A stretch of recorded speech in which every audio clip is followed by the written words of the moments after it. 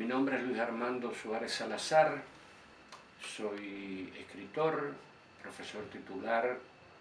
e integrante del Comité Académico de la Maestría del Instituto Superior de Relaciones Internacionales Raúl Roa García de La Habana, Cuba. También participo, por supuesto, en otras muchas instituciones cubanas, en particular en algunas que tienen como uno de sus propósitos,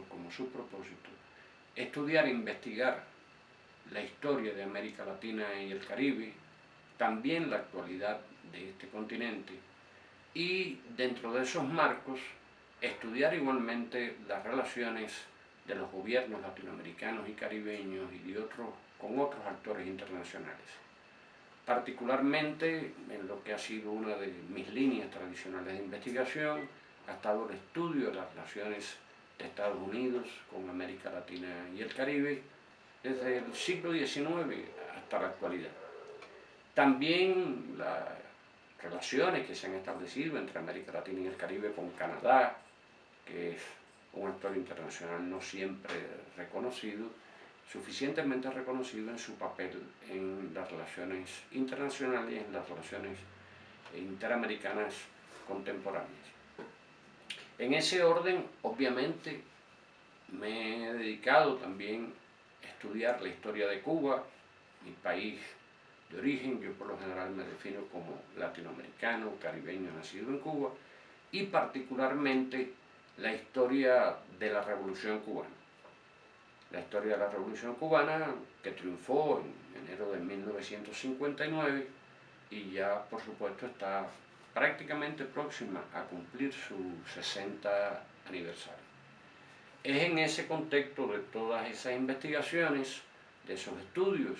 y otros que excluyo por razones de no gastar mucho tiempo, que la conferencia que pronuncié en la Universidad Nacional de Colombia, en su auditorio Camilo Torres, la titulé La proyección externa de la Revolución Cubana, una mirada después del proceso de anormalización de sus relaciones oficiales con los Estados Unidos, o sea, de las relaciones oficiales entre los Estados Unidos y Cuba. Y utilizo ese término anormalización en vez de normalización, en vez de deshielo, en vez de acercamiento, que está comúnmente en el lenguaje tanto político como mediático y a veces como académico, porque desde mi perspectiva, tanto como investigador, como analista y como profesor, lo que ha sido normal a lo largo de la historia de las relaciones de Estados Unidos con Cuba ha sido el intento de Estados Unidos de apoderarse en algunas épocas históricas como el siglo XIX, comienzos del siglo XX, pero particularmente en el siglo XIX, de anexarse a Cuba al territorio de los Estados Unidos. A partir del comienzo del siglo XX,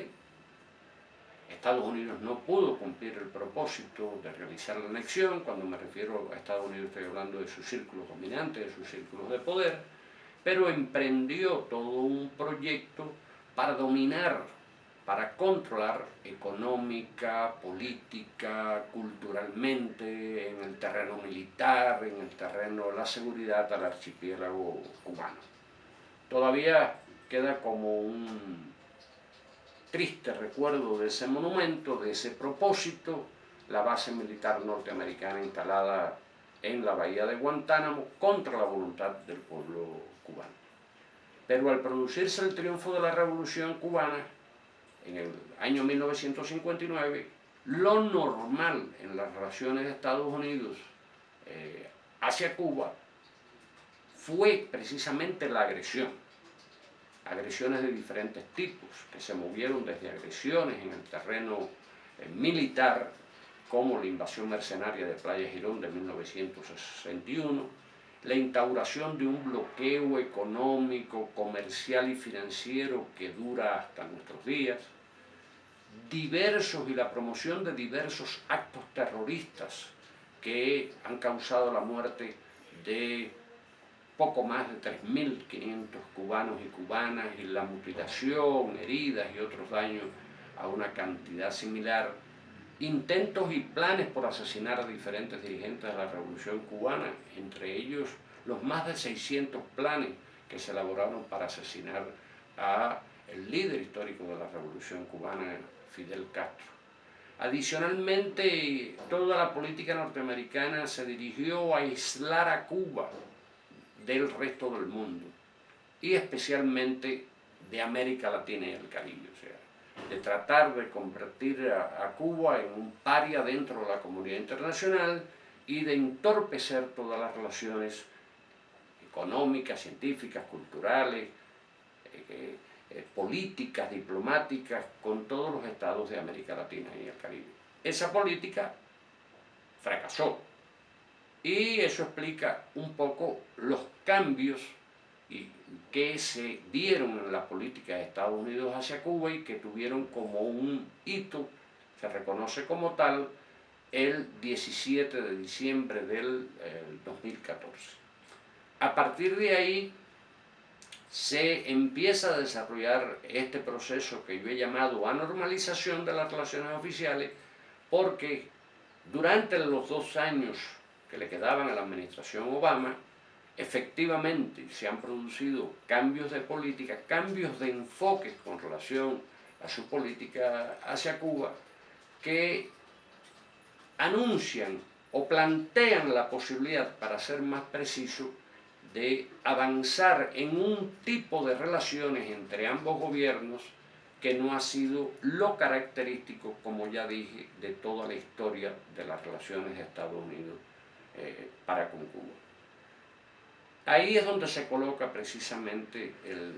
tema central, uno de los temas centrales de mi conferencia, que también trata de responder a una pregunta que constantemente me realizan, sobre todo fuera de Cuba, en América Latina y el Caribe. ¿Hasta dónde este cambio de la política de Estados Unidos hacia Cuba va a modificar o va a incidir en los cambios de la política interna y externa que la Revolución Cubana ha desarrollado desde 1959 hasta la actualidad, pero particularmente qué incidencia va a tener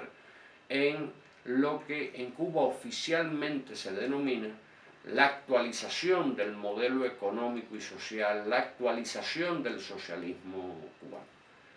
Por tanto, en la conferencia, desde los elementos empíricos, desde los conocimientos que tengo de la propia realidad cubana, afirmo, concluyo que las líneas principales, los elementos esenciales de eso que denomino proyección externa de la Revolución Cubana, no se han modificado por los cambios que se hayan producido en las relaciones oficiales entre Cuba y los Estados Unidos. En mi concepto, Cuba sigue. Cuando digo Cuba, estoy hablando del gobierno, estoy hablando de las organizaciones políticas, sociales, de masas, que actúan en la sociedad civil y política cubana, seguimos, yo soy parte de ese pueblo, trabajando por cumplir lo que en algunos de mis trabajos y escritos he llamado las utopías de la Revolución Cubana. Esa utopía, una de ellas, es el desarrollo de un modelo económico y social soberano, independiente, que coloque a los seres humanos, a las personas, como los principales beneficiarios y protagonistas de ese desarrollo. Que a su vez ese modelo de desarrollo logre una relación armoniosa entre la sociedad y la naturaleza. En Cuba se sigue trabajando además en función de consolidar una democracia popular y participativa diferente a las que existen en otros países del mundo y de América Latina y el Caribe. En Cuba se sigue trabajando por construir un socialismo que ahora se define como próspero, sustentable, pero un socialismo adecuado a las características, a la historia de Cuba. Pero simultáneamente se sigue trabajando por lograr un mundo multipolar, un mundo más justo, más equitativo, donde impere un orden económico, político, internacional. También donde impere un nuevo orden, una nueva mirada cultural del mundo y civilizatoria del mundo. Parejamente a eso se sigue trabajando por la democratización de Naciones Unidas, por eliminar ese vetusto poder de veto de las principales potencias, por democratizar el funcionamiento de la ONU y otros organismos del Sistema de Naciones Unidas. Y al par, se sigue luchando y trabajando todos los días igualmente por lograr la unidad de los pueblos latinoamericanos y caribeños, por lograr la integración económica y política de América Latina y el Caribe, sustentados, por supuesto, en una América Latina y el Caribe también más justa, también más democrática, también más equitativa que la que actualmente existe. En ese orden, Cuba participa en diversos esfuerzos de los organismos internacionales, latinoamericanos, caribeños. Particularmente ha tenido Cuba un papel muy importante en todo el proceso de la fundación y el funcionamiento de la Alianza Bolivariana de los Pueblos para Nuestra América, Tratado de Comercio entre los Pueblos, en la fundación y el funcionamiento de la Asociación de Estados del Caribe, y más recientemente en la fundación y el funcionamiento de la Comunidad de Estados Latinoamericanos y Caribeños. Comunidad que en la perspectiva de Cuba